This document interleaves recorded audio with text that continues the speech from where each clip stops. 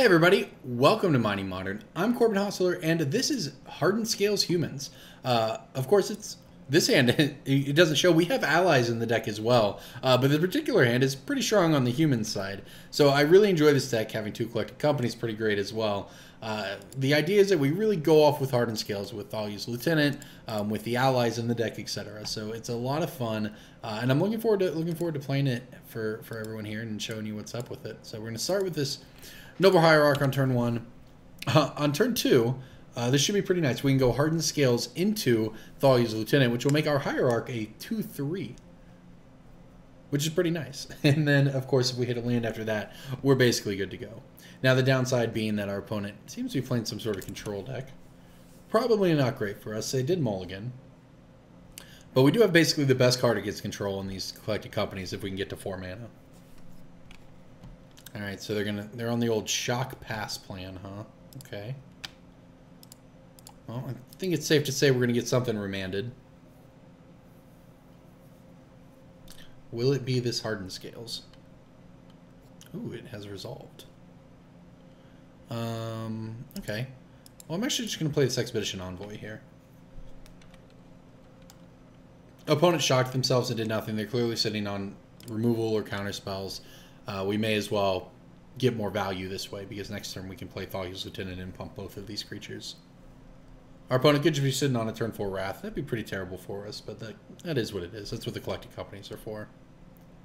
Alright, they've thought twice. You see that? We made them think twice. We're already winning, right? The intimidation factor is there. They thought twice about it. I don't know. That's like a terrible pun, right? I'm sorry. I'm playing against control. You got to give me a break. You got to talk about something. All right, Champion of the Parish. All right, well, we may as well go for it. If we're going to get blown out by Wrath, we're going to get blown out by Wrath. All right, looks like we've baited it successfully, whatever it is here. It is a mana leak. All right, I will decline to pay for that. I will, however, now resolve this Thalia's Lieutenant. Unless there's a spell snare, that would be unfortunate. Alright, it worked. Alright, so look at that. The team has grown. The team is growing. We have a 2/3 Noble Hierarch and now an attacking a 5/4 Expedition Envoy. That's pretty sweet. The fact that our opponent mana leaked our Champion of the Parish also means there's probably not a Supreme Verdict waiting for us, which is important to keep in mind. This is funny. This is our opponent. If I had to guess, you know, debating whether or not they want to path our Expedition Envoy so they don't take 5 damage, which is just hilarious. Because pathing this is great for us because we're going to hit our 4th land and have collected company. Alright, they're not. They're just going to take the 5. I accept. Alright, knocked them down to 11. We're threatening a lot of damage here because we have this Dromoka's command, which does some pretty silly things.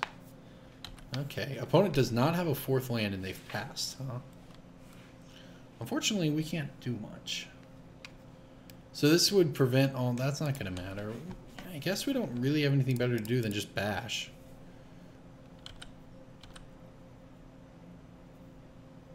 Hopefully there's a... Okay, is our opponent just going to take it?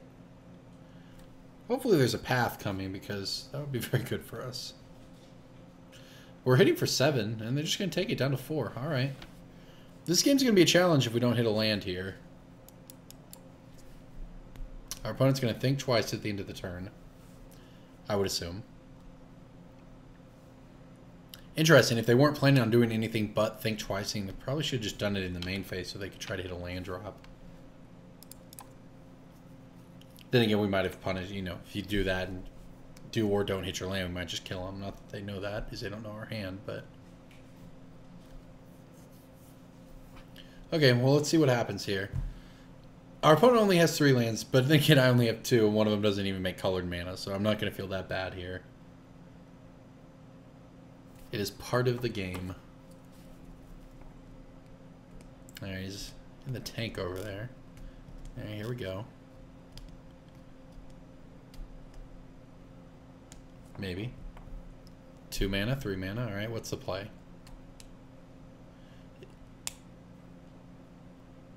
Okay, I'm ready. I'm waiting. Oh, it's like, ooh, that was actually a really good one. Okay, Kitchen Finks, I see you. Oh. Unfortunately for you, I am very, very good at Magic and drew the answer off the top of my deck. So, sorry, friend. We can have a 4th land, though. Sometimes it's just painful to be this good at Magic. Like, I don't know if you were watching that game, but I basically outplayed my opponent right there and skillfully drew my Path to Exile to win the game. Alright, so opponent with a pretty interesting deck. I imagine there's... Since you see Kitchen Finks in game 1, there's probably Resto Angels. Thalias seem good here. Selfless Spirit seems good here as well. What don't we need? Probably don't need the lifelink from this thing. Honestly, probably don't... This Expedition Envoy seems cuttable. Jamoku's Command seems fine. Probably don't need both of them. So we make one more cut. I could cut the other Expedition Envoy. I could cut... Yeah, I think that's just what I'm going to do here. This preserves some of the more broken... The stronger things we can do. Not that attacking with a 5/4 Expedition Envoy didn't feel good, but it's a pretty bad top deck. I think we're going to have to play around Wrath this game. Have to play around Flash... Restoration Angel blocks, which almost makes me want the 4th path. The problem is the 4th path is just so dead if you just draw 2 in your opening hand and then they have verdicts instead of restos. So I think I'm going to go with this. The question is whether you want Rest in Peace, and I think we're going to try without it for now. We didn't see Snapcaster. Obviously, I'm sure there is Snapcaster, but I might just try beating him down. This hand is a keeper. Cavern of Souls here does work.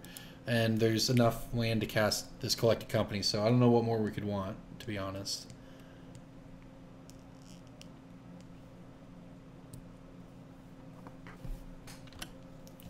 Alright, so... Drew a path. Alright, see, we found the one.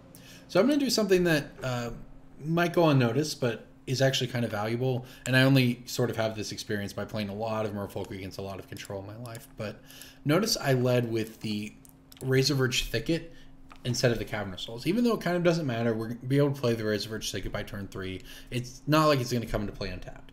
But the point is, if our opponent, and now in this case it didn't matter, but say their hand, instead of being that basic land, was a Hallowed Fountain or something, like it was last game, then they have the option to put it into play untapped to mana leak something on our second turn, or to put it into play tapped and save the life, right? But they would clearly put it into play tapped if they knew Mana Leak wasn't going to do anything, because I had played Cavern of Souls on the first turn.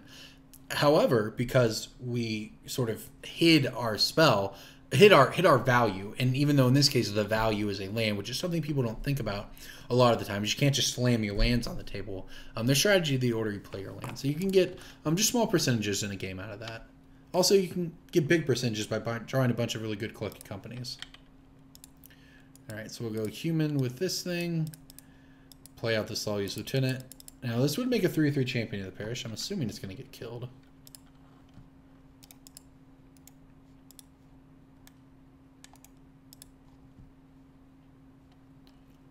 Or removed one way or another.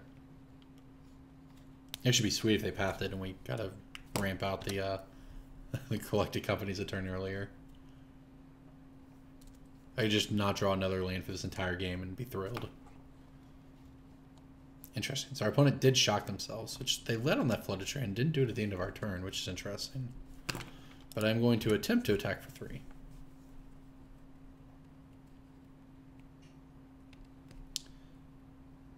And it worked. Okay, there's that. We have forests, so we'll go get a plains here and pass back. Now we'll see what our opponent does here on their turn. If they tap out for, a Kitchen Finks or something, I might consider playing the Collected Company main phase. They did not, so clearly we're not going to do that. In this case, I'm just going to play the forest. I'm going to attack with my Thalia's Lieutenant and pass the turn. Now, worst case scenario, there's a Snapcaster Mage or something here. Makes us decide whether or not to do it. But okay, that worked out pretty well, all things considered. No guarantee we're going to resolve this. In fact, I wouldn't even consider it likely we're going to resolve this, but we'll give it a shot. Oh, wow, it worked. Okay, so that's great for us, obviously. Okay, Thalia's Lieutenant had a free blade, huh? I accept. I just want everyone to know at home, I'm doing my best here to not make had a free blade puns. You know, if only I had a free blade. It's overdone, right? Everyone agrees it's overdone.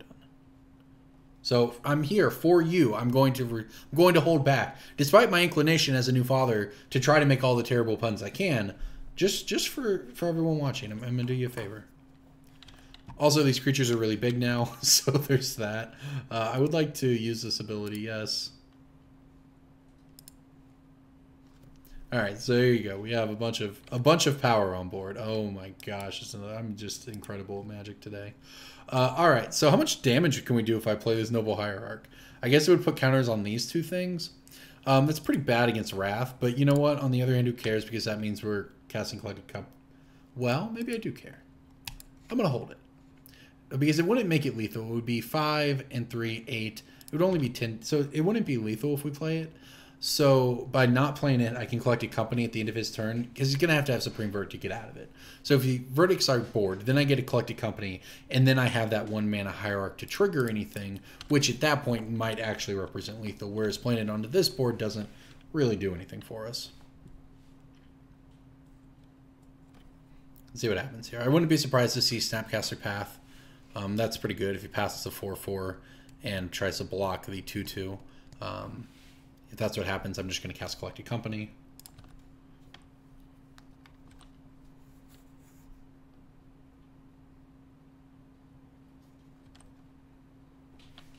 Because if our opponent verdicts here, he still traded his snap. You know, maybe we just let... Yeah, we're probably not going to let it die. Okay, so we'll let that path resolve. I would like to go get a land. I mean, we're out of basics.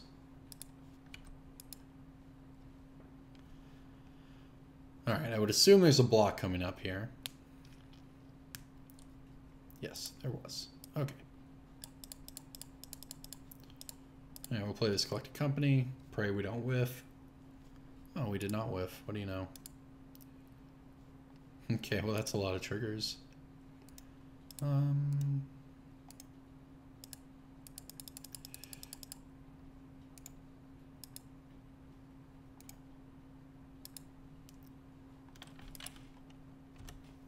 Okay, so the team is quite large. Our opponent has the verdict, and if they do have the verdict, you know, life goes on. It's not great for us, but it's okay. I could have pathed that that Snapcaster Mage also before blocks and got in there for that damage, and that might have been better, but I don't think so. Ooh, I could draw Dromoka's Command and kill this thing. So he's going to choose awkward. He must have just drawn... Well, I guess he didn't know. I guess you choose this, Thalia's Lieutenant, because it's the largest? Yeah. Alright, Noble Hierarch. Okay, so he's got protection from this thing, and we don't have allies in hand, so we can get him for 3, 5, 7 as is, or I can play Hierarch and get him for 8. That doesn't really matter. May as well just attack. Except maybe not with this thing. Actually, you know what? I should have attacked with that. And the reason why is it won't do any damage, whatever. But it also doesn't need a block. Like, that's not a thing that happens in this matchup right now. Also, we have Cassandra Blademaster with Vigilance. And by attacking, it means if later I drew... Ooh, Gideon, okay. If later I drew Dromoka's Command... and then I attacked with it after having not attacked with it for several turns, it would completely telegraph what we were doing and not be very good. Alright. This thing does not have protection, so that's good. Okay. That's a lot of Hierarchs. Alright, I hope I'm right about this, but I'm pretty sure Gideon still takes damage from the Thalia's Lieutenant and dies. Yeah, okay. Yeah, still no reason for us to do anything but pass. That was just a 5-mana fog for our opponent. But yeah, I need to make sure to attack with Thalia's Lieutenant from now on so that we don't give away the game if we draw Dromoka's Command. You know, it may or may not matter, of course, but it's just, you know, it's just one of those small edges you can gain over the course of your career, I guess, in Magic. But you know, maybe not FNM, but over the course of a Grand Prix, and especially, you know, if you're pros, that sort of stuff adds up. If you just play a bunch of matches, it adds up. Obviously, I'm nowhere near that level, but I do try to learn some lessons from all the coverage I do. All right, so let's see what we're looking at here. Our opponent will block the 3/4 and take 4. We could also path this stupid wall and try to win. Sure. Why not? I think once our opponent has 6 lands, that's Elspeth mana, that's Snapcaster Verdict mana. It doesn't, so I don't think the 7th really matters. Besides setting up Colonnade, but it's worth serving up lethal here.